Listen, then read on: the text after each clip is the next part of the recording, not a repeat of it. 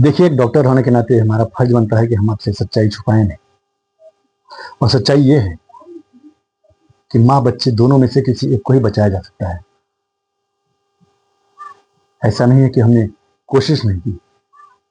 हम पिछले 2 घंटे से कोशिश कर रहे हैं कि हम दोनों को बचा सकें और दोनों घर जा सकें,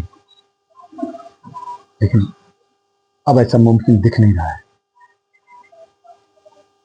देखिए, प्रार्थना में भी बहुत ताकत होती है।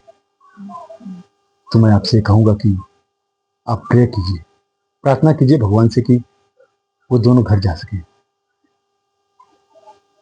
और एक बात और, आप लोग जल्द से जल्द कोई डिसीजन के हमें बताइए ताकि हम आगे की कार्रवाई कर सकें। प्लीज आप फॉर्म भर दीजिए। सिस्टर, सर के सिग्नेचर लिए प्लीज।